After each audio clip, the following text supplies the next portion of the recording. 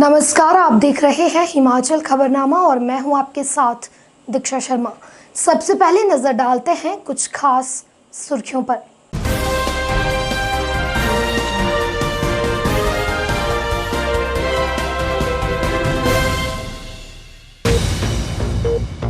सिरमौर सड़क हादसे पर राष्ट्रपति और प्रधानमंत्री ने जताया शोक। मृतकों के परिजनों को 2-2 लाख देगी केंद्र सरकार।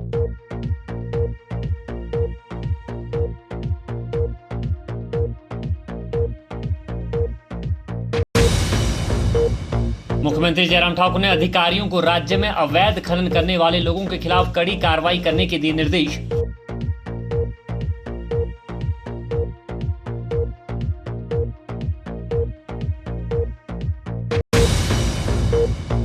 हिमाचल परिवहन निगम की बीओडी की बैठक में लिए गए कई अहम फैसले। परिवहन निगम खरीदेगा 205 नई बसें।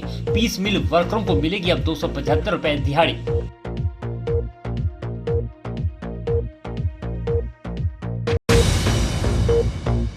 युवा कांग्रेस और एनएसवाई ने शिमला उपायुक्त कार्यालय के बाहर क्रमिक अनशन किया शुरू। कॉलेज के अंतिम वर्ष के छात्रों की ऑनलाइन परीक्षाएं करवाने की मांग।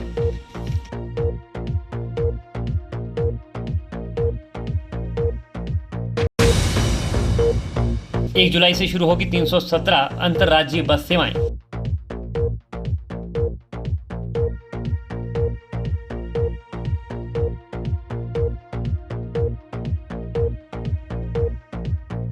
सुर्खियों के बाद अब खबरें विस्तार से। मुख्यमंत्री जयराम ठाकुर ने कहा कि प्रधानमंत्री नरेंद्र मोदी के नेतृत्व में देश में कोविड को नियंत्रण करने में बेहतर कार्य किया जा रहा है। स्वास्थ्य सेवाओं को अधिक सुदृढ़ किया गया है। उन्होंने कहा कि कोरोना से हर वर्ग आर्थिक रूप से प्रभावित हुआ है। उन्होंने कहा कि केंद्रीय वित्त मंत्री ने 6,29,000 करोड़ का पैकेज घोषित करके कोविड से प्रभावित लोगों को राहत प्रदान की है। मुख्यमंत्री ने इसके लिए केंद्रीय वित्त मंत्री निर्मला सीतारमण और केंद्रीय वित्त राज्य मंत्री अनुराग ठाकुर का आभार जताया है। मुख्यमंत्री ने कहा कि वैक्सीनेशन को लेकर हिमाचल में बेहतर कार्य हो रहा है और सरकार कोरोना की संभावित तीसरी लहर से निपटने को लेकर भी पूरी तरह से तैयार है। आदरणीय मोदी जी के नेतृत्व में पूरे भारत वर्ष में कोविड के संकट को ठीक तरह से हैंडल करने के लिए बेहतरीन काम हुआ है और उसके साथ साथ में जो कोविड के कारण जो हमारी आर्थिकी प्रभावित हुई है हर एक वर्ग की किसी न किसी तरह से पैकेज दे करके किसी न किसी तरह से मदद का कोई रास्ता निकाल करके मदद करने की कोशिशें हुई हैं। और उसमें एक पहल जो है मुझे लगता है कि जो पिछले कल घोषणा हुई है हमारे केंद्रीय वित्त मंत्री के साथ जो है वो वित्त राज्य मंत्री दोनों ने उसकी घोषणा की। मैं उसका हृदय से स्वागत करता हूं और लगभग पूरे देश भर के लिए 6,29,000 करोड़ रुपए की एक बहुत बड़ी एक पैकेज की जो अनाउंसमेंट हुई है जिसका पूरे देश भर में अभिनंदन हुआ है, स्वागत हुआ है। और मैं भी हिमाचल प्रदेश सरकार की ओर से, हिमाचल प्रदेश की जनता की ओर से उसमें हार्दिक अभिनंदन करता हूं और स्वागत करता हूं। निश्चित रूप से कोविड के कारण जो इकोनॉमी प्रभावित हुई है, जो लोग प्रभावित हुए हैं, उनको इसमें बहुत बड़ी राहत होगी।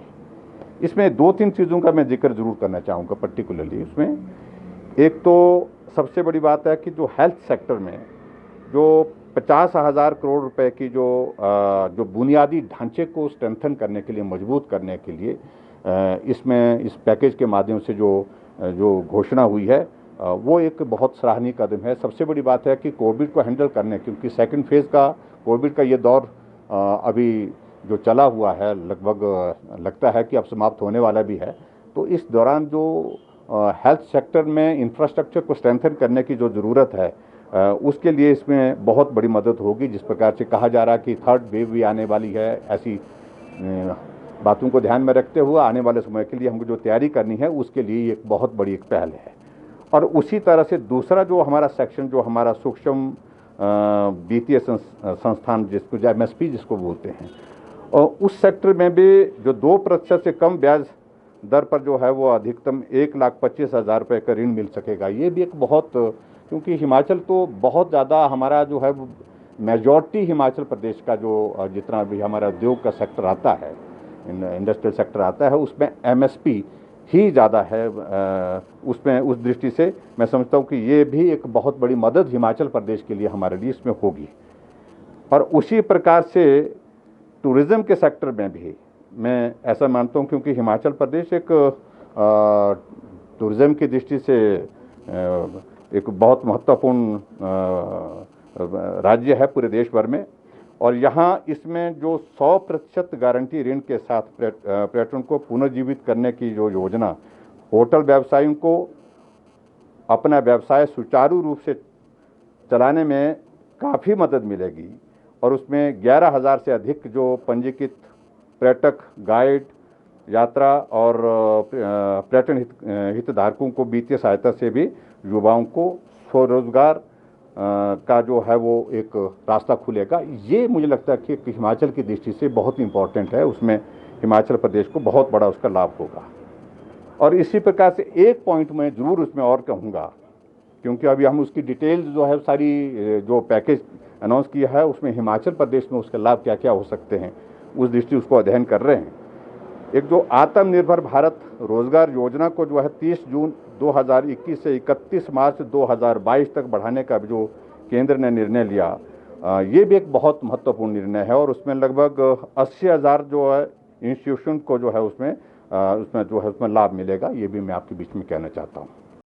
मुख्यमंत्री जयराम ठाकुर ने राज्य में अवैध खनन संबंधी गतिविधियों से जुड़े मुद्दों पर आयोजित बैठक की अध्यक्षता करते हुए अधिकारियों को राज्य में अवैध खनन करने वाले लोगों के खिलाफ कड़ी कार्यवाही करने के निर्देश दिए। मुख्यमंत्री जयराम ठाकुर ने कहा कि ऊना जिला की स्वां नदी और जिला कांगड़ा का मंड क्षेत्र अवैध खनन की दृष्टि से अधिक संवेदनशील है। राज्य सरकार ने खनिज ढुलाई और अवैध खनन को रोकने के लिए ऊना जिला के गगरेट, पंडोका, बठेरी, पुलियान और महतपुर में 5 पड़ताल चौकियां स्थापित की हैं। जयराम ठाकुर ने कहा कि प्रदेश सरकार ने अवैध खनन से अधिक कड़ाई के साथ निपटने के लिए दंड का प्रावधान भी किया है। अवैध खनन में शामिल व्यक्ति के खिलाफ 5 लाख रुपए का जुर्माना और 2 वर्ष तक की कैद का प्रावधान किया गया है। मुख्यमंत्री जयराम ठाकुर ने अधिकारियों को निर्देश दिए कि अवैध खनन में सम्मिलित लोगों के खिलाफ कड़ी कार्यवाही करना सुनिश्चित करें। हिमाचल पथ परिवहन निगम व बस अड्डा प्रबंधन एवं विकास प्राधिकरण के निदेशक मंडल की बैठक परिवहन मंत्री बिक्रम सिंह ठाकुर की अध्यक्षता में आयोजित की गई। बैठक में कई बड़े फैसले लिए गए हैं। HRTC की BOD बैठक में 205 नई बसों को खरीदने की मंजूरी दी गई है। वहीं BOD ने पीस मिल वर्करों को न्यूनतम दिहाड़ी देने का फैसला लिया है। पीस मिल वर्करों को अब प्रतिदिन 275 रुपये मिलेंगे। परिवहन मंत्री ने बताया कि BOD ने बिलासपुर में आधुनिक बस अड्डे के निर्माण को भी मंजूरी दी है। वहीं भोरंज में नया बस अड्डा बनाया जाएगा। उन्होंने बताया कि शिमला और धर्मशाला में बस अड्डों व अन्य संबंधित कार्य अब स्मार्ट सिटी प्रोजेक्ट के तहत किए जाएंगे। पूरे हिमाचल प्रदेश के अंदर हमारे जो बस अड्डाज हैं उनका रिव्यू लिया जाता है, कौन कौन से केसेस कहाँ कहाँ हैं, किस किस स्थिति के अंदर हैं।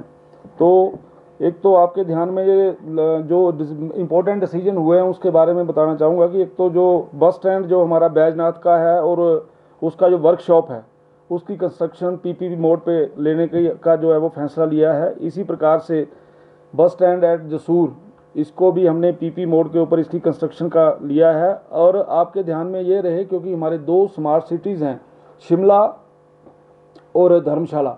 शिमला और धर्मशाला के अंदर HRTC से रिलेटेड हमारे जितने भी बस अड्डे हैं और उसके साथ रिलेटेड और कोई भी इंफ्रास्ट्रक्चर है, अब वो सारे के सारे स्मार्ट सिटी के माध्यम से उनको वहाँ पे स्मार्ट सिटी से हमें फंड मिलेंगे और उनको हम रेनोवेट करेंगे या उनके लिए हम नए सोल्यूशंस वहाँ पे तैयार करवाएंगे। इसी प्रकार से हमारे ये जो आज हमारी जो HRTC बोर्ड की मीटिंग हुई है उसमें 205 बसों की नई खरीद के विषय में आज हमने विधिवत जो है उसका प्रिंसिपली हमने डिसीजन लिया है। और वो जो बसेस हैं उन बसेस के बारे में अलग अलग प्रकार की बसेस जो मॉडर्नाइजेशन करने की हमने बात कही है। जो 900 बसेस के अगेंस्ट जो हम बसेस ले रहे हैं 205 के करीब हैं, इसमें 5 हमारे टेम्पू ट्रैवलर्स हैं और 200 हमारी बड़ी और छोटी बसेस मिलाकर हैं। और इसमें एक डिसीजन ये भी लिया गया है कि जैसे पीस मिल वर्कर्स को जिस समय काम नहीं होता, हमारा जैसे कोरोना काल के अंदर उनको काम नहीं था, तो हमने ये एक फैसला लिया है कि कोरोना काल में जब उनको काम नहीं मिलता है तो उनको हमने मिनिमम वेजेस देने की बात कही है, ताकि उनको मिनिमम वेजेस हम लोग दे पाएँ। और ये जो मिनिमम वेजेस देने का भी आज हमने फैसला लिया है। कांग्रेस प्रदेश अध्यक्ष कुलदीप सिंह राठौर ने कहा कि कांग्रेस में संघर्ष करने की क्षमता है और यही क्षमता कांग्रेस को प्रदेश की सत्ता पर काबिज करेगी। रात में पार्टी कार्यकर्ताओं के साथ हुई बैठक के उपरांत पत्रकारों से बातचीत करते हुए कुलदीप सिंह राठौर ने आरोप लगाया कि सेंट्रल यूनिवर्सिटी को लेकर केंद्र व प्रदेश सरकार जानबूझकर लोगों में गतिरोध पैदा कर रही है और इस मुद्दे को सुलझाने के बजाय उलझाने का प्रयास किया जा रहा है। राठौर ने बताया कि भाजपा सरकार की जनविरोधी नीतियों के खिलाफ कांग्रेस प्रदेश भर में जन आक्रोश सप्ताह मना रही है। वहीं राठौर ने धर्मशाला के विधायक विशाल नहरिया के घरेलू विवाद के मामले को बेहद दुर्भाग्यपूर्ण बताया है और कहा कि विधायक विशाल नहरिया एक पढ़े लिखे व्यक्ति और कानून के ज्ञाता हैं। जिस तरह से उन्होंने अपनी पत्नी को प्रताड़ित किया है, इससे साफ तौर पर भाजपा के नेताओं की महिला विरोधी सोच दिखाई देती है। उन्होंने सरकार से मांग की है कि इस मामले में उचित कार्यवाही की जाए। क्योंकि सरकार की जो किसान विरोधी, बागवानी विरोधी जो नीतियां हैं और समाज के हर वर्ग को, चाहे हमारे कर्मचारी हों, हमारे दुकानदार हों, छोटे व्यवसायी हों, सबको ये सरकार जो है प्रताड़ित कर रही है। उसी तरह से हिमाचल प्रदेश में बेरोज़गारी का आंकड़ा दिन प्रतिदिन बढ़ता जा रहा है, महंगाई चरम सीमा पे है। ये एक ऐसे मुद्दे हैं जिन मुद्दों को लेकर कांग्रेस पार्टी ने निर्णय लिया कि हम पूरे प्रदेश में एक हफ्ते तक धरने और प्रदर्शन करेंगे। इसी सिलसिले में हमने जो है हमारे ज़िला स्तर पे धरने प्रदर्शन हो रहे हैं। मैंने शुरुआत शिमला ज़िला से की, दूसरे ज़िलों में हो रहे हैं, कल मंडी ज़िला, और आने वाले समय में अगले कल जो है हम फतेहपुर में करने जा रहे हैं। तो आज का मेरा जो ये कार्यक्रम है, हमारी जो क्योंकि शाहपुर रास्ते में आता है, तो यहाँ हमारे पार्टी के जो महासचिव हैं, इन्होंने मुझसे बात की कि मैं ब्लॉक कांग्रेस कमेटी से भी बात करूं। तो आप देख रहे होंगे कि यहाँ भारी संख्या में हमारे जो लोग जुड़े हैं। हमारे जो जिला परिषद में प्रत्याशी जीते हैं, हमारी ब्लॉक समितियों के जो प्रत्याशी हैं, प्रधान है, वो भारी संख्या में यहाँ आए। तो हम यहाँ बैठक करके पार्टी के कार्यकर्ताओं में उत्साह जो है पैदा कर रहे हैं। मेरे साथ केवल पठानिया जो महासचिव हैं, जो हमारे पूर्व में प्रत्याशी भी रहे हैं, पवन काजल जी, जो हमारी साथ लगती चुनाव हमारी कॉन्स्टिट्यूंसी है, वहाँ से विधायक हैं हमारे गौतम जी, जिन्हें यहाँ का प्रभार दिया है। तो हम लोग अभी संगठन को किस ढंग से आगे हमें ले जाना है, उस बारे में विचार विमर्श करें। विधायक विशाल नहरिया व उनकी पत्नी एचएएस अधिकारी ओशिन शर्मा के बीच गहराए घरेलू विवाद के बाद आए दिन बयानबाजी का दौर शुरू हो गया है। वहीं कैबिनेट मंत्री सरवीण चौधरी ने भी इस पूरे मामले को समाज में जाने अनजाने में अकस्मात घटित होने वाली एक घटना करार दिया है। उन्होंने कहा कि इस घटना का किसी भी पार्टी या सरकार से कोई नाता नहीं है, मगर जयराम सरकार के कार्यकाल में अगर ऐसी घटना पेश आई है तो वो पूर्ण निष्पक्षता के साथ इस मसले पर कार्यवाही का समर्थन कर रहे हैं। सरवीण चौधरी ने कहा कि यह एक पारिवारिक मामला है, इसलिए वह निजी तौर पर भी चाहते हैं कि इस मामले को उन्हें आपस में ही सुलझाना चाहिए।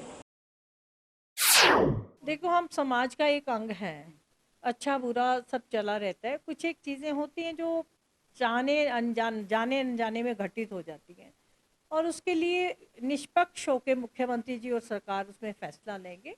जो भी चीज़ें हैं इनको सही हो, ठीक हो और सब सेटल होना चाहिए, ये हमारी शुभकामनाएं हैं सबके लिए। और हम भी चाहते हैं सुख शांति से सारी चीज़ें जो है निपट जाए। युवा कांग्रेस और छात्र संगठन एनएसयूआई ने कोरोना काल में कॉलेज परीक्षाओं को करवाने के फैसले का विरोध जताया है। छात्र संगठन ऑफलाइन के बजाय ऑनलाइन परीक्षाएं करवाने की मांग कर रहे हैं। इन्हीं मांगों को लेकर युवा कांग्रेस और एनएसयूआई के कार्यकर्ता शिमला उपायुक्त कार्यालय के बाहर अनशन पर बैठ गए हैं। अनशन पर बैठे छात्र नेताओं ने कहा कि अगर छात्र हितों से जुड़ी इन मांगों पर सरकार जल्द सकारात्मक फैसला नहीं लेती है तो मजबूरन रोष स्वरूप मुख्यमंत्री के आवास का घेराव किया जाएगा। हिमाचल प्रदेश में कोरोना काल में परीक्षाओं को करवाने के फैसले के खिलाफ युवा कांग्रेस और छात्र संगठन एनएसवाई ने प्रदेश भर में सरकार के खिलाफ मोर्चा खोल दिया है। छात्र संगठन ऑफलाइन के बजाय ऑनलाइन परीक्षाएं करवाने की मांग कर रहे हैं।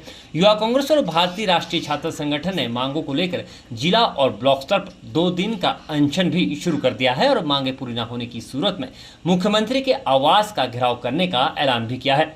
शिमला उपायुक्त कार्यालय के बाहर युवा कांग्रेस और छात्र संगठन एनएसवाई के कार्यकर्ता अनशन पर बैठ गए हैं और आगामी दिनों में उग्र आंदोलन शुरू करने की चेतावनी दी है। युवा कांग्रेस के अध्यक्ष निगम भंडारी ने कहा कि कोरोना का संक्रमण अभी कम नहीं हुआ है और सरकार कॉलेजों में छात्रों की परीक्षा करवाकर छात्रों की जान को जोखिम में डालने का काम कर रही है। मजबूरन आज पूरे हिमाचल प्रदेश के हर विधानसभा में बताना चाहूँगा कि एसडीएम कार्यालय के बाहर भूख हड़ताल पे हमारे युवा कांग्रेस और एनएसवाई के साथी बैठे हैं और हर जिला मुख्यालय में डीसी कार्यालय के बाहर बैठे हैं। और मैं आपको बताना चाहूँगा कि मजबूरन अगर फिर भी सरकार ने अगर छात्र छात्राओं की जो इनकी जो मुख्य समस्याएं हैं प्रमोशन को लेकर, ऑनलाइन परीक्षाओं को लेकर, मैं बताना चाहूँगा फर्स्ट ईयर और सेकंड ईयर के जो स्टूडेंट्स हैं इनको प्रमोट किया जाए और जो फाइनल ईयर के जो स्टूडेंट्स हैं जिनकी 1 तारीख से परीक्षाएँ होनी है उनकी ऑनलाइन परीक्षाएँ ली जाए और जल्द से जल्द वैक्सीनेशन का जो मुद्दा है अभी तक 50% छात्रों को भी वैक्सीनेट नहीं किया गया और लगातार एनएसवाई के द्वारा भी मांग उठाई गई थी कि कॉलेजेस के बाहर वैक्सीनेशन सेंटर खोले जाए। और मुख्यतः जो एक सबसे मुख्य जो मांग है कि इस कोरोना महामारी के दौर में जिन छात्रों ने अपने परिजनों को खोया है उनकी सारी की सारी शिक्षा माफ़ की जाए। और मैं आपको बताना चाहूँगा कि और हिमाचल प्रदेश के छात्र छात्राओं से अपील करना चाहूँगा, आप बिल्कुल भी ना घबराएं और युवा कांग्रेस और एनएसवाई आपके इस समस्या में, आपके इस जो ऑफलाइन परीक्षाओं को लेकर जो समस्या है इसमें आपके साथ खड़ी है। आप बिल्कुल भी ना घबराएं क्योंकि लगातार हिमाचल प्रदेश के छात्र छात्राओं से हमारी बातचीत हो रही है, लगातार वो काफ़ी दुखी हैं, काफ़ी डिप्रेशन के भी कई छात्र शिकार हो चुके हैं। मैं सरकार को बार बार चेताना चाहूँगा कि अगर कहीं खुदा ना खास्ता आपने परीक्षाएं जबरन परीक्षाएं करवाई और किसी छात्र को डिप्रेशन में हुआ, डिप्रेशन में जाने के कारण किसी छात्र ने अगर सुसाइड किया तो पूरी की पूरी जिम्मेदारी सरकार की होगी। और युवा कांग्रेस और एनएसवाई कॉलेज के अंतिम वर्ष के छात्रों की ऑनलाइन परीक्षा करवाने के साथ साथ प्रथम व द्वितीय वर्ष के छात्रों को प्रमोट करने की मांग कर रही है। छात्र नेताओं का कहना है कि जब सरकार ऑनलाइन पढ़ाई करवा सकती है तो ऑनलाइन परीक्षा क्यों नहीं ली जा सकती। जिस तरह से कोरोना की दूसरी लहर जा चुकी है और तीसरी लहर आने की दस्तक देने की तैयारी में है, हिमाचल प्रदेश विश्वविद्यालय चाहे टेक्निकल यूनिवर्सिटी ने अभी तक अपनी कोई भी तैयारियां नहीं की है। वैक्सीनेशन के नाम से लोगों को, जो छात्रों को ठगा है। पिछले कल ठेयोग, रामपुर, नाहन जैसे कॉलेजों में वैक्सीनेशन नहीं लगी है। जब छात्रों को वैक्सीनेशन ही नहीं लगी है, अगर वैक्सीनेशन लगती है तो आप कम से कम 3 से 4 दिन आप बीमार रहेंगे, बुखार रहेगा, जोर दर्द रहेगा। आप इन हालातों में कैसे परीक्षाएं ले सकते हैं। और दूसरी जो मांग है मुख्यतः सभी छात्र वर्ग से जो हमारे को आ रही है कि क्लासेस हमारी ऑनलाइन में भी एक फॉर्मेलिटीज़ हुई है, हमारा कोई सिलेबस कवर नहीं हुआ है, किसी की सिर्फ 15 क्लासेस लगी है, किसी के कोई वो है, लेकिन यूनिवर्सिटी की ओर से एक झूठा जो जुमला दिया जा रहा कि हमने क्लासेस लगाई है। अगर आपने क्लासेस ऑनलाइन लगाई है तो आप एग्ज़ाम भी ऑनलाइन ले लो। अगर आप घर के हो, आप एक क्लासरूम बना सकते हैं, क्वारंटाइन रूम बना सकते हो, तो एग्जामिनेशन रूम कहीं नहीं बना सकते। इसी मुहिम को लेकर जब सरकार ने हमारी मांगें नहीं मानी हैं तो हम मजबूरन आज हम युवा कांग्रेस के साथ मिलकर भूख हड़ताल पर बैठे हैं। उपायुक्त सोलन कृतिका कुल्हारी ने प्रेस वार्ता के दौरान जिलावासियों से कोविड नियमों की अनुपालना सुनिश्चित बनाने की अपील की है। उन्होंने कहा कि लोगों को खुद जिम्मेवार बनना होगा और कोविड नियमों की पालना करनी होगी। डीसी सोलन ने कहा कि इन दिनों पर्यटक बड़ी संख्या में हिमाचल का रुख कर रहे हैं, ऐसे में और अधिक सावधानी बरतने की आवश्यकता है। हालांकि जिला प्रशासन द्वारा पर्यटक स्थलों पर सैलानियों की गतिविधियों पर नजर रखी जा रही है ताकि वह कोविड नियमों की अवहेलना न कर सकें। और इसी को ध्यान में रखते हुए उपायुक्त सोलन ने जिला के पर्यटन स्थल साधुपुल में धारा 144 लागू करने के निर्देश दिए हैं ताकि वहां पर बाहरी राज्यों से आ रहे पर्यटक कोविड नियमों की अवहेलना न कर सकें। और वैक्सीनेशन के थ्रू ही हम कोरोना को हरा सकते हैं। आज चाहे वेव हमारी पीक पे नहीं है, कम हो रही है, परंतु इसे पूरी तरीके से नष्ट करने के लिए और इसका खात्मा करने के लिए हम सबको वैक्सीनेशन की ज़रूरत है। तो आप सबसे मेरी यही रिक्वेस्ट है कि जब as and when you are eligible आप अपनी वैक्सीन लगवाइए। सिर्फ पहली डोज नहीं, दूसरी डोज भी। उसी के बाद आपको जो है बेटर इम्यूनिटी होगी और आप खुद भी सेफ रह पाएंगे और दूसरों को भी सेफ रख पाएंगे। जी, इसके लिए मेरी लोगों से यही रिक्वेस्ट है कि कई बार अनअवॉइडेबल काम होते हैं, हमें जाना पड़ता है बाज़ार में, तो आप सिर्फ ऐसे ही टाइम पे जाइए जब आपको बहुत ज़रूरी हो, क्योंकि आई थिंक हम सब मैसेज भी सुनते हैं, अभी भी हमारे फ़ोन्स पे जब हम किसी को कॉल करते हैं मैसेज आता ही है कि प्लीज़ जब तक हो सके आप लोग अपने घर पे रहिए, और जब अनअवॉइडेबल हो तभी बाज़ार में जाइए या कहीं और जाइए जहाँ पे काम है आपको, और तब भी कोविड प्रोटोकॉल जो है उसका पूरा पालन कीजिए। कई बार भीड़ भाड़ वाले इलाके में हो सकता है कि वो सोशल डिस्टेंसिंग ना मेंटेन हो रही है, पर अपना मास्क आप ज़रूर लगाएं वहाँ पे, और इस चीज़ में कोई कोताही ना बरतें कि अब तो लाइक हम कोविड से बीमार होके उठे हैं, हम ठीक हो गए हैं, क्योंकि कोविड फिर से वापस हो सकता है। ये ऐसी बीमारी नहीं है कि एक बार हो गया तो आप लाइफ लॉन्ग उसके लिए इम्यून हो गए हैं। प्रदेश कांग्रेस प्रवक्ता प्रेम कौशल ने मीडिया को जारी बयान में केंद्र द्वारा घोषित राहत पैकेज को देशवासियों के साथ मजाक और धोखे की दूसरी किश्त करार देते हुए कहा कि एक बार फिर राहत के नाम पर जनता को मूर्ख बनाने का प्रयास किया गया है।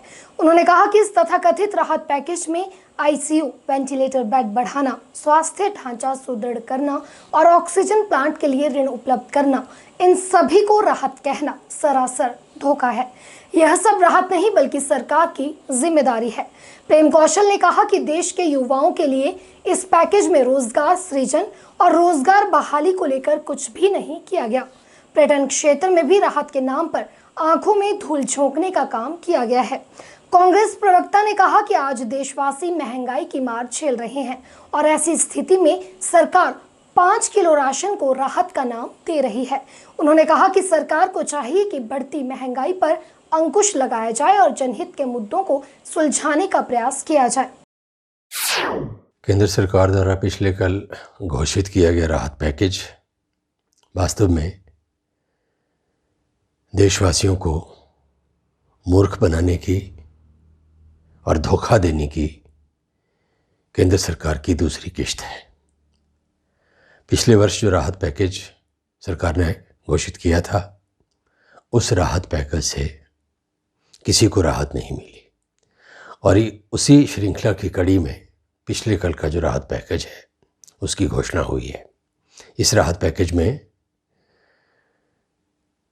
आईसीयू, वेंटिलेशन बेड बढ़ाने की बात की गई है, हेल्थ इंफ्रास्ट्रक्चर को सुदृढ़ करने की बात की गई है और ऑक्सीजन प्लांट लगाने के लिए ऋण देने की बात की गई है।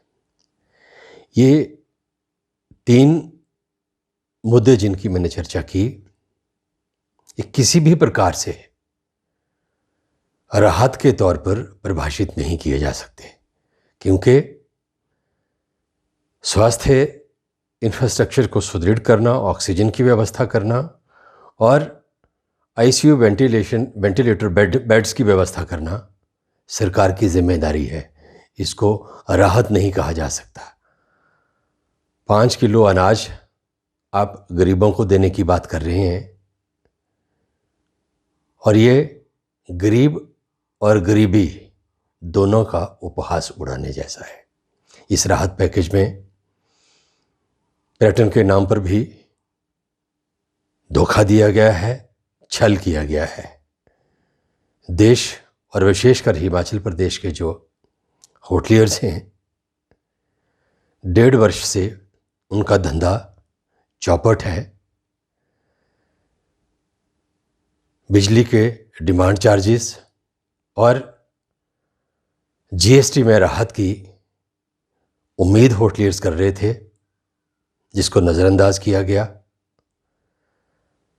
जो कर्जदार हैं उनके लिए थोड़ी बहुत राहत की बात हो सकती है, लेकिन जिन होटलियर्स ने कर्जा वापस कर दिया है उनके विषय में कुछ नहीं सोचा गया। देश में जो हमारे बेरोजगार हैं उनके रोजगार सृजन और रोजगार बहाली को लेकर इस राहत पैकेज में कुछ नहीं है। महंगाई दिन प्रतिदिन आसमान छूती जा रही है। शिमला के बजट भवन में हुई जिला परिषद की मासिक बैठक में जिला परिषद के सदस्यों ने खूब हंगामा किया। जिला परिषद उपाध्यक्ष सुरेंद्र रेक्टा की अध्यक्षता में हुई इस बैठक में कांग्रेस समर्थित जिला परिषद सदस्यों ने सेब सीजन के दौरान सरकार द्वारा कार्टन के दामों में की गई बढ़ोतरी का विरोध जताया। वहीं बेमौसमी बारिश से किसानों, बागवानों की फसलों को हुए नुकसान का मुआवजा न मिलने पर भी जिला परिषद के सदस्यों ने सरकार के प्रति अपनी नाराजगी जाहिर की। सेब सीजन के दौरान कॉटन के दाम बढ़ाने और बेमौसमी बारिश और बर्फबारी से किसानों बागवानों की फसलों को हुए नुकसान का मुआवजा न मिलने पर शिमला की बचत भवन में हुई जिला परिषद की मासिक बैठक में जिला परिषद के सदस्यों ने खूब हंगामा किया। बैठक शुरू होते ही कांग्रेस समर्थित जिला परिषद के सदस्य धरने पर बैठ गए और सरकार के खिलाफ नारेबाजी शुरू कर दी। काफी देर तक जिला परिषद के सदस्य सरकार के खिलाफ नारेबाजी करते रहे और उसके बाद बैठक की कार्यवाही से वॉकआउट कर बाहर निकल गए। शर्मनाक बात है, एक तो हमारे बागवान किसानों को और पहले ही ओलावृष्टि और जो हमारी बर्फबारी हुई बेमौसमी उससे नुकसान हुआ है, उसके बाद हमारा 15 से 20 रुपया कॉटन का रेट बढ़ा रहे हैं। इतनी शर्मनाक चीज़ है वो हमारे सामने हो रही है और हम लोग का विरोध न करें तो हम जिला परिषद के जो सदस्य चुनकर यहाँ आए हैं और मैं खुद चेयरमैन बागवानी बोर्ड का हूँ, तो हमको तो शर्म आनी चाहिए, हमको तो रिजाइन कर देना चाहिए। हम यहाँ पर चाय बिस्किट खाने आए हुए हैं। इसीलिए मैं कहना चाह रहा हूँ कि भाजपा की जो सरकार है, अब इलेक्शन में तो हमारे पास आ रहे हैं, परंतु जो इन्होंने बागवानों के साथ छल किया है, 1 रुपये भी अभी तक जो हमारे बागवानों को मुआवजा नहीं मिला, जो 253 करोड़ रुपए की इन्होंने रिपोर्ट ली थी। अभी तक कॉटन के रेट को लेकर बागवानी मंत्री बोलता है कि मैं जो है इस रेट को बढ़ने नहीं दूंगा। और कल एचपीएमसी हमारे पिछले दिनों एचपीएमसी की जो हमको नोटिफिकेशन आएगी 15 से 20 रुपए कॉटन के दाम बढ़ेंगे, जिसमें व्हाइट कॉटन के दाम 55 रुपए से 75 रुपए और जो हमारा दूसरा कॉटन आता है, हल्के वाला कॉटन आता है, उसके 45 से 55 रुपए दाम कर दिए गए। खादों का भी यही हाल है। और दूसरा 1 लाख परिवार हमारे जो सेब बागवानी पर निर्भर है, उनको जो एक प्रकार से छोड़ दिया गया है और 5000 करोड़ की हमारी सेब की बागवानी है,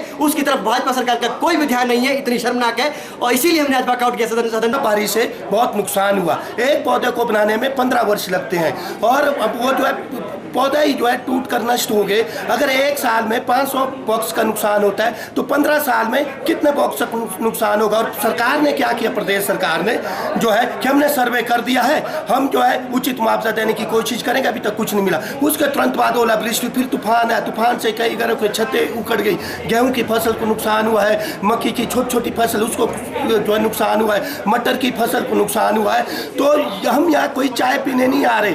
जिला परिषद बार बार ये मांग उठा रही है कि आपके पास आपदा कोष होता है, जिसको हम डिजास्टर मैनेजमेंट कहते हैं, और आप कहते हैं कि आपदा कोष के अंदर हमारे पास पैसा है। आपने एम्प्लॉयज़ की तनख्वाह काटी आप लोगों ने है और आपने जिला परिषद की निधि को जो है काटा है, आपने एमएलए की निधि काटी पिछली बार। ये पैसा आप कहाँ लगा रहे? आप ये पैसा चुनावों में खर्च कर रहे हैं, किसान बागवानों पे आप कोई पैसा खर्च नहीं कर रहे हैं। पिछले कई दिनों से हम इस मुद्दे को उठाते आए हैं। प्रदेश सरकार से हमने मांग की है कि जो बागवान है हिमाचल प्रदेश का, जो परिक्षेत्र में जो अचानक जो बर्फबारी अप्रैल के महीने में हुई है और ओलावृष्टि हुई है, अधड़ आंधी तूफान जो आया है, उससे जो नुकसान किसानों का हुआ है, हमने मांग की थी कि प्रदेश सरकार उसका कोई मुआवजा किसानों को दे, लेकिन प्रदेश सरकार के कान पर कोई जून नहीं रुक रही है। इसलिए हम सभी जिला परिषद सदस्यों ने, जो कांग्रेस समर्थित जिला परिषद सदस्य है, माकपा समर्थित जिला परिषद सदस्य है, और हमने तो मांग भाजपा समर्थित जिला परिषद सदस्य भी की, क्योंकि वो भी खुद किसान बागवान है। हमारा समर्थन दे, हम किसी का समर्थन देने नहीं आए हैं। हम बागवानों के लिए लड़े थे,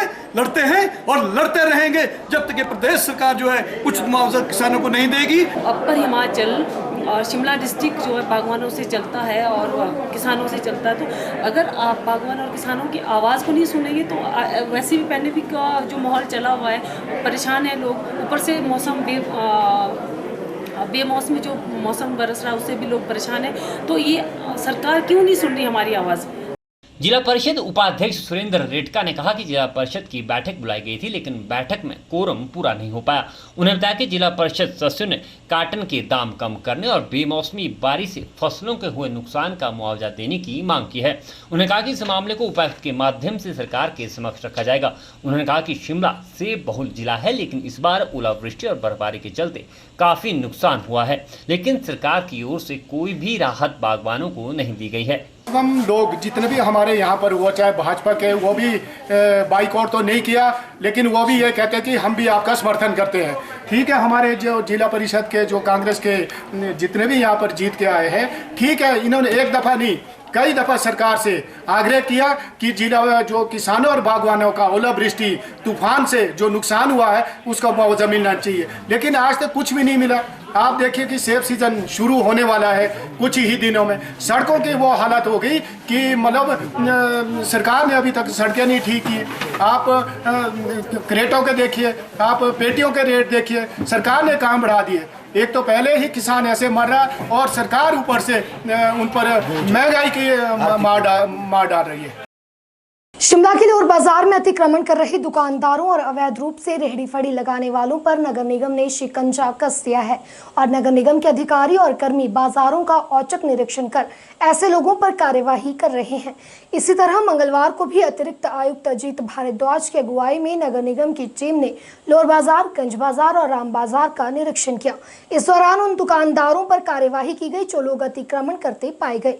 अतिरिक्त आयुक्त अजीत भारद्वाज ने बताया कि बाजार में दुकानदारों द्वारा किए गए अतिक्रमण के कारण लोगों को आवाजाही में काफी परेशानी उठानी पड़ती है। ऐसे में उन्होंने चेताया है कि अगर दुकानदारों द्वारा अब भी अतिक्रमण किया जाएगा तो नगर निगम को मजबूरन और ज्यादा सख्त कार्यवाही करनी पड़ेगी, जिसके लिए व्यापारी खुद जिम्मेवार होंगे। इसी इनको समझा भी रहे हैं कि समझ जाएं कि लोगों को बहुत दिक्कत हो रही है, चाहे सोशल डिस्टेंसिंग को लेकर के है, चाहे वैसे चलने में भी हो, देखें तो बहुत सारी दिक्कत हो रही है। थोड़ा इनको समझाया भी है, थोड़ा इनका सामान भी उठाया है, उसकी लिस्ट बना करके इस बार हम वापस नहीं देंगे और अगर तभी दे पाएंगे, अगर अंडरटेकिंग देते हैं कि इसके बाद हम नहीं करेंगे, अदरवाइज़ हम ओपन इसकी सामान की ऑक्शन करेंगे। इसके बाद जो हाँ उनका तो नहीं करेंगे वापस, वो ओपन ऑक्शन किया करेंगे। ये शहर एनक्रोचर्स के भरोसे नहीं छोड़ा जा सकता है। ये नगर निगम का कर्तव्य है कि जितने भी लोग हैं उनको आने जाने में फ्री फ्लो हो, कोई उनको मुश्किल नहीं होनी चाहिए। शहर लोगों के लिए है, लोगों का है, व्यापारियों का भी है, पर वो एक हद में रह के, एक सीमा में रह के अपना व्यापार करें। हिमाचल प्रदेश में आगामी 1 जुलाई से कॉलेज के अंतिम वर्ष के छात्रों की परीक्षाएं शुरू हो रही हैं। ऐसे में परीक्षाओं से पहले प्रदेश भर में छात्रों को वैक्सीन लगाई जा रही है। सिरमौर जिला मुख्यालय नाहन स्थित डॉक्टर वाई.एस. परमार डिग्री कॉलेज में मंगलवार को करीब 200 छात्रों को वैक्सीन लगाई गई। कॉलेज के प्रिंसिपल डॉक्टर दिनेश कुमार भारद्वाज ने बताया कि अंतिम वर्ष के छात्रों की परीक्षाएं 1 जुलाई से शुरू हो रही है। ऐसे में पहले चरण में इन छात्रों को वैक्सीनेट किया जा रहा है। उन्होंने बताया कि वैक्सीनेशन को लेकर विद्यार्थियों में भी काफी उत्साह है। जैसे कि आपको मालूम है कि फर्स्ट से फाइनल ईयर के एग्ज़ाम शुरू होने थे, तो इस सिलसिले में फाइनल ईयर के बच्चों को वैक्सीनेट करने की एक प्रोसेस शुरू किया गया, जिसमें 2 दिन ये ड्राइव चलनी थी, 28 और 29 को। हमारे कॉलेज में जो ड्राइव है वो आज के दिन 29 तारीख को चल रही है। हमारे पास 210 बच्चे हैं जो वैक्सीनेटेड नहीं है फाइनल ईयर के, वो आज लगभग सारे आ गए हैं और उनका वैक्सीनेशन हो रहा है। साथ में जो स्टाफ के मेंबर्स हमारे वैक्सीनेशन से रह गए हैं, उनका भी वैक्सीनेशन आज किया जाएगा और फर्स्ट से जो है इनका एग्ज़ाम शुरू होना है। तो बच्चे हमारे वैक्सीनेशन के लिए काफ़ी तत्पर है। कुछ एक बच्चों को इशू था, उन्होंने हमसे पूछा और हमने बोला कि कोई ज़बरदस्ती नहीं है, लेकिन अगर भगवान है तो समाज के लिए और आपके लिए है। हिमाचल प्रदेश में 2022 के विधानसभा चुनाव जैसे जैसे नजदीक आते जा रहे हैं, प्रदेश की दोनों सियासी पार्टियां लगातार संगठन को मजबूत करने में जुट गई हैं। एक तरफ भाजपा मिशन रिपीट का सपना देख रही है, तो वहीं दूसरी ओर कांग्रेस पार्टी भाजपा सरकार द्वारा किए गए कार्यों को अधूरा विकास मानकर 2022 के लिए अपनी बिसात बिछाने में मशगूल हो गई है। इसी के चलते चंबा में कांग्रेस कार्यकर्ताओं द्वारा देश में बढ़ती महंगाई को लेकर केंद्र सरकार के खिलाफ आक्रोश रैली निकाली गई। पार्टी कार्यकर्ताओं का कहना है कि देश में महंगाई आसमान छू रही है, लेकिन बढ़ती महंगाई पर अंकुश लगाने में सरकार पूरी तरह नाकाम साबित हो रही है। कांग्रेस पार्टी के चंबा जिला अध्यक्ष नीरज नैयर ने बताया कि केंद्र और प्रदेश सरकार के खिलाफ आक्रोश रैली निकाली गई। उन्होंने सरकार पर निशाना साधते हुए कहा कि भाजपा सरकार ने अपने कार्यकाल में सिवाय बातों के कुछ नहीं किया। उन्होंने कहा कि भाजपा सरकार के कार्यकाल में केवल लोगों को महंगाई का तोहफा मिला है। हिमाचल की बात करें तो यहाँ भी विकास के नाम पर कुछ नहीं है और महंगाई दिन प्रतिदिन बढ़ती जा रही है। बता दें कि जैसे जैसे 2022 के विधानसभा चुनाव नजदीक आते जा रहे हैं, वैसे वैसे दोनों सियासी पार्टियों की सरगर्मियां बढ़ने लगी है। ये पहला मौका है जब दोनों सियासी पार्टियों में लगातार जद्दोजहद करते हुए लोगों के दिलों में जगह बनाने को लेकर बेताबी देखी जा रही है। 2022 के विधानसभा चुनावों में प्रदेश की जनता किसके सिर ताज सजाएगी, यह तो आने वाला वक्त ही तय करेगा। लेकिन उससे पहले प्रदेश की वादियों में सियासत ने माहौल गर्मा दिया है। सरकार की जो गलत कार्यगुजारी है वो लोगों के समक्ष हम पेश कर रहे हैं। आप लोग की सब मीडिया के मेरे बंधु जानते हैं कि सेंटर के अंदर भाजपा की सरकार आए तकरीबन 7 वर्ष से ऊपर हो गए हैं और प्रदेश के अंदर तकरीबन 3.5 साल से ऊपर अब होने को आए हैं। और मुझे ये बड़े दुख के साथ बोलना पड़ता है कि भाजपा जो है अभी ऑपोजिशन की पार्टी की तरह ही कांग्रेस से सवाल जवाब पूछती रहती है कि आपने अपने 40 साल में क्या किया। आदरणीय प्रधानमंत्री जी ने जगह जगह कूचे कूचे में जाके बोला था कि पेट्रोल की कीमतें बेलगाम हैं, सब्जी की कीमतें बेलगाम हैं, दालों की कीमतें बेलगाम हैं। जो महंगाई है बोला कांग्रेस के दौर में चरम सीमा पर है। पेट्रोल का अगर 10 पैसा कांग्रेस की सरकार के टाइम में बढ़ता था तो ये लोग सड़कों पर उतर आते थे और हू हल्ला होता था। लेकिन आज हमें देखने को मिल रहा है कि महंगाई जो है हर तरीके से बेलगाम हो चुकी है। सरकार हर कदम पर फेल है, चाहे सेंटर की है चाहे स्टेट की है। आप डिपुओं में राशन का हाल देखो, तेल जो है तकरीबन 57 रुपये बढ़ गया है। अरे डिपो में तो राशन सस्ता मिलता है, उस राशन का फायदा क्या अगर उसका रेट और बाजार का रेट एक हो, वो तो बराबर ही हो गया। तो मुझे बड़ा दुख के साथ ये बात बोलनी पड़ रही है। हमारे प्रदेश के अंदर तकरीबन कोई 12-13 लाख लोग हैं वो बेरोजगार फिर रहे हैं। इतनी छोटी जनसंख्या में इतने ज़्यादा लोग बेरोजगार फिर रहे हैं। हिमाचल प्रदेश में कोरोना के मामले कम होते जा रहे हैं। ऐसे में सरकार शिक्षण संस्थानों को खोलने पर कभी भी बड़ा फैसला ले सकती है, जिसकी शुरुआत शीतकालीन जिलों के विद्यालयों से की जाएगी। सबसे पहले सिलेबस से जुड़ी शंकाओं को दूर करने के लिए बोर्ड कक्षाओं के विद्यार्थियों को बुलाया जाएगा। फिलहाल 10वीं और 12वीं कक्षा के विद्यार्थियों की स्कूलों में अभी नियमित कक्षाएं लगाने का विचार नहीं है। ऐसे में अभिभावकों के मंजूरी पत्र पर पूर्व की तरह ही विद्यार्थियों को बुलाया जा सकता है। शिमला स्थित राजकीय कन्या आदर्श वरिष्ठ माध्यमिक विद्यालय पोर्टमोर के प्रधानाचार्य नरेंद्र सूद ने बताया कि 31 मार्च 2020 से लेकर अभी तक विद्यालय बंद ही रहे हैं, लेकिन ऐसे में बच्चों की शिक्षा प्रभावित ना हो इसके लिए ऑनलाइन माध्यम से बच्चों की पढ़ाई जारी रखी गई है।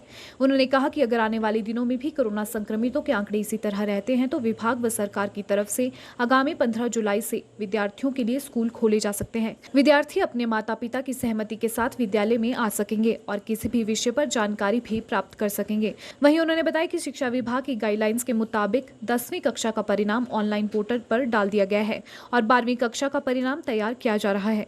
नरेंद्र सूद ने बताया कि स्कूल में दाखिला लेने की तिथि को भी बढ़ा दिया गया है। ऐसे में बच्चे 31 जुलाई तक ऑनलाइन पोर्टल के माध्यम से भी एडमिशन ले सकेंगे। जैसे जैसे अगर माहौल ठीक होता है तो विद्यालय खोल दिए जाए, क्योंकि पूरे 1.5 वर्ष से बच्चा जो है घर पर है और मैं समझता हूँ कि जब तक टीचर और स्टूडेंट्स की आपसी इंटरेक्शन ना हो, क्लासरूम इंटरेक्शन ना हो, तो शायद वो उतना कुछ भी सीखने में सक्षम नहीं है जितना कि क्लासरूम के अंदर सीखता है।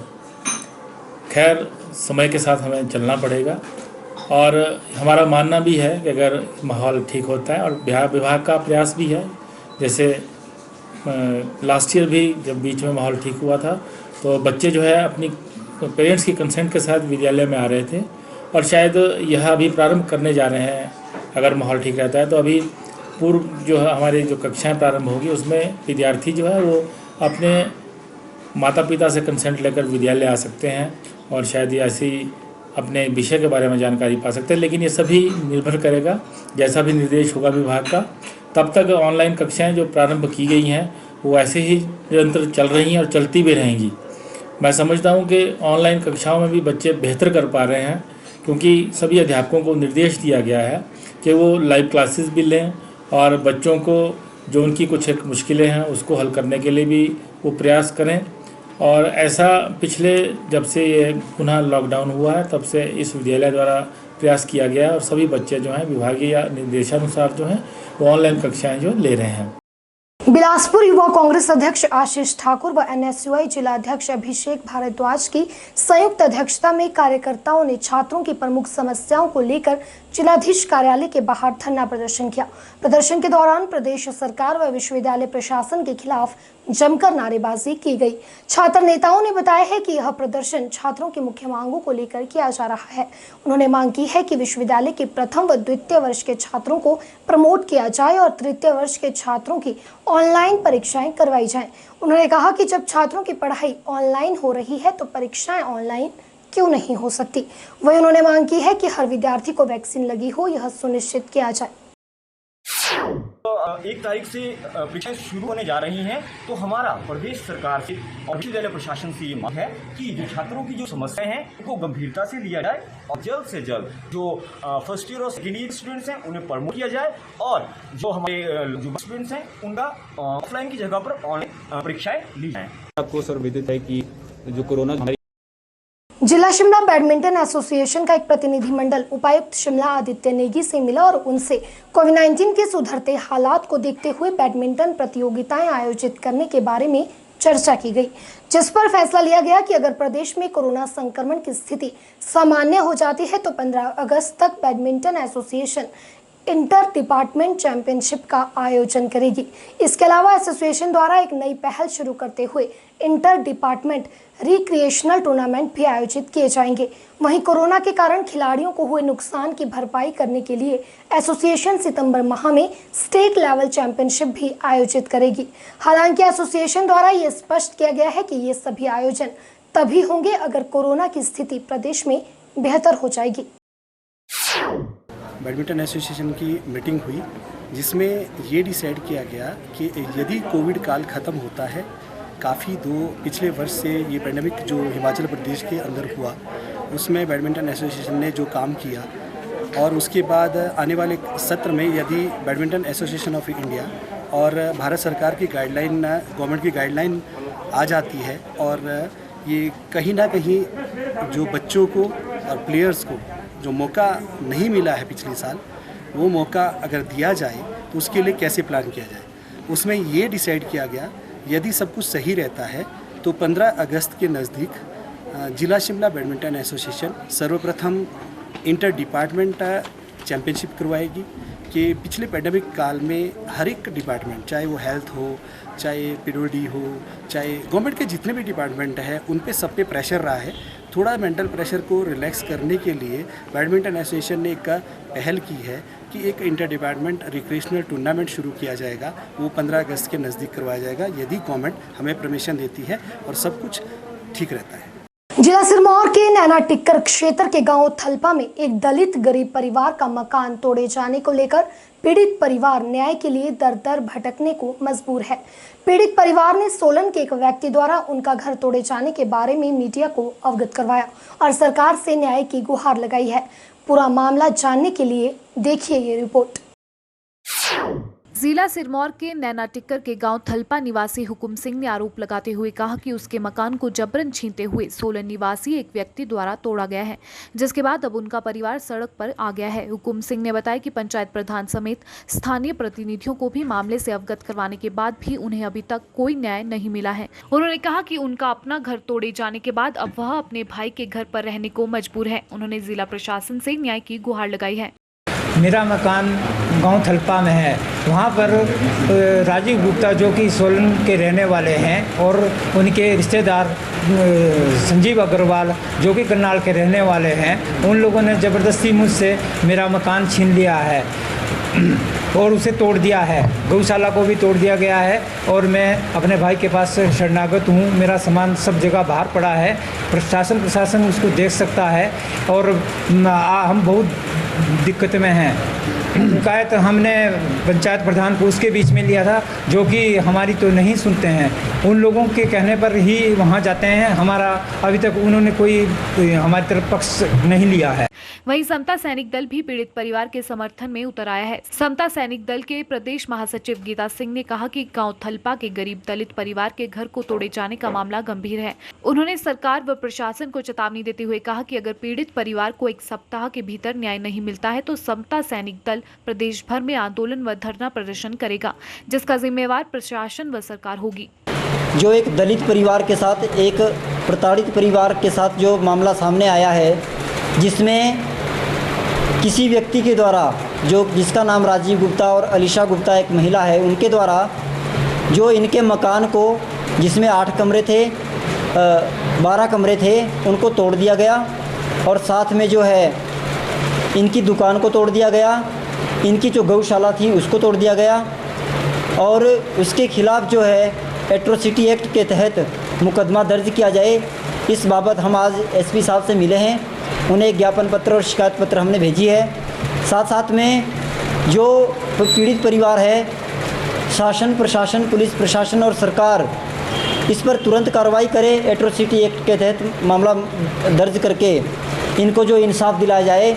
अगर एक सप्ताह के अंदर, एक सप्ताह का हम अल्टीमेटम देते हैं, अगर शासन प्रशासन इनकी मांग को पूरा नहीं करता और इन्हें इंसाफ नहीं दिलाता तो समता सैनिक दल जो है पूरे प्रदेश हिमाचल प्रदेश के अंदर धरना प्रदर्शन करेगी, आंदोलन करेगी, जिसका खामियाजा जो है सरकार और शासन प्रशासन को भुगतना पड़ेगा।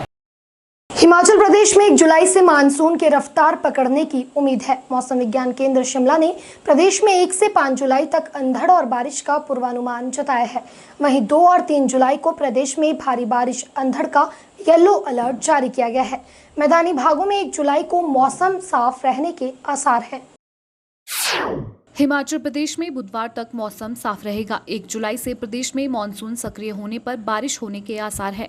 मौसम विज्ञान केंद्र के विशेषज्ञ संदीप शर्मा ने कहा कि केंद्र की तरफ से प्रदेश में 2 और 3 जुलाई को राज्य के अधिकांश क्षेत्रों के लिए येलो अलर्ट जारी किया गया है। उन्होंने बताया कि पिछले 24 घंटों में सबसे ज्यादा तापमान 39.4 डिग्री ऊना में दर्ज किया गया है। वहीं सबसे न्यूनतम तापमान 9.9 डिग्री किलोंग में दर्ज किया गया है। उन्होंने बताया कि राजधानी शिमला में अधिकतम तापमान 25.1 डिग्री और न्यूनतम तापमान 17.8 डिग्री दर्ज किया गया है। वहीं उन्होंने बताया कि प्रदेश में 1 हफ्ते तक मौसम खराब रहेगा। अभी हम पिछले 24 घंटे का अगर मौसम देखते हैं तो ये ड्राई रहा है और इसमें जो मैक्सिमम टेम्परेचर है ये ऊना से रिपोर्ट हुआ है 39.4 डिग्री सेल्सियस और जो न्यूनतम तापमान है वो किलोंग में रिपोर्ट हुआ है 9.9 डिग्री सेल्सियस। और शिमला की बात करें तो मैक्सिमम टेम्परेचर 25.1 डिग्री था और न्यूनतम आपका था 17.1 डिग्री सेल्सियस। और 29 और 30 तारीख को मौसम साफ रहेगा आपका। जो ये मानसून एक्टिविटी है ये आपकी 1 तारीख से मतलब ये पिकअप करने वाली है और आपके जो लो और मिड हिल्स हैं यहाँ पे आपके मैनी टू मोस्ट प्लेसेस पे बारिश होने की फोरकास्ट है हमारा यहाँ से। और 2 और 3 तारीख को हैवी रेनफॉल की वार्निंग भी है। जो आपके लो और मिड हिल्स के डिस्ट्रिक्ट हैं आपके सिरमौर, सोलन, शिमला, कांगड़ा मंडी, यहाँ पे कुछ एक स्थानों पे भारी बारिश हो सकती है आपकी। और ये जो रेनफॉल की एक्टिविटी है ये अगले हफ्ते तक कंटिन्यू रहेगी आपकी 7-8 तारीख तक, मतलब फोरकास्ट है हमारे यहाँ। छात्र हितों से जुड़ी मांगों को लेकर प्रदेश स्तरीय आह्वान पर सिरमौर जिला में भी एनएसयूआई कार्यकर्ताओं की क्रमिक भूख हड़ताल शुरू हो गई है। एनएसयूआई के आधा दर्जन कार्यकर्ता डीसी कार्यालय के बाहर हड़ताल पर बैठे हुए हैं। एनएसयूआई का कहना है कि आगामी 1 जुलाई से प्रदेश के कॉलेजों में परीक्षाएं शुरू हो रही हैं, मगर कोरोना काल के बीच परीक्षाएं करवाना छात्रों के लिए खतरे से खाली नहीं है, क्योंकि अभी तक सभी छात्रों को वैक्सीन नहीं लग पाई है। एनएसयूआई कार्यकर्ताओं का कहना है कि सिरमौर जिला के अधिकतर कॉलेजों में ज्यादातर छात्र ऐसे हैं जिनको अभी तक वैक्सीन नहीं लग पाई है। एनएसयूआई की यह भी मांग है कि कोरोना संक्रमण को देखते हुए कॉलेज की परीक्षाएं ऑनलाइन करवाई जानी चाहिए और अगर यह संभव नहीं है तो गत वर्ष की भांति इस वर्ष भी छात्रों को प्रमोट किया जाना चाहिए। छात्र नेताओं का ये भी कहना है कि यदि सरकार व विश्वविद्यालय प्रशासन ने उनकी मांगों पर गौर नहीं किया तो एनएसयूआई द्वारा आंदोलन को और आगे बढ़ाया जाएगा। एनएसयूआई की जो मांगे है प्रदेश सरकार और विश्वविद्यालय प्रशासन से हमने मांगे की थी कि कोरोना के बीच जो सभी स्टूडेंट्स से उनकी ऑनलाइन तरीके से कक्षाएं ली गई थी और उनसे पूरी तरह से सरकार ने फीस वसूली की थी, तो ना ही अभी तक सभी छात्रों को वैक्सीनेशन का कार्य पूरा हुआ है। ऐसे में भारतीय राष्ट्रीय छात्र संगठन मांग करता है कि जब तक सभी छात्रों को वैक्सीनेशन ना किया जाए तब तक परीक्षाएँ ना की जाएँ। और हम मांग करते हैं कि परीक्षाएँ जो है संपूर्ण वैक्सीनेशन पूरी होने के बाद की जाएं और जो हमारे फर्स्ट ईयर, सेकेंड ईयर और फाइनल ईयर के जितने भी स्टूडेंट हैं उन्हें प्रमोट किया जाए। यदि प्रदेश सरकार और विश्वविद्यालय हमारी मांगें नहीं मानती, अभी हमारा 2 दिन का क्रमिक भूख हड़ताल है, सांकेतिक भूख हड़ताल है। यदि हमारी मांगें पूरी नहीं करती तो आने वाले समय में एनएसयूआई जिला और प्रदेश स्तर पर उग्र आंदोलन करेगी और आमरण अनशन से भी पीछे नहीं हटेगी। हिमाचल खबरनामा के इस अंक में इतना ही। नमस्कार।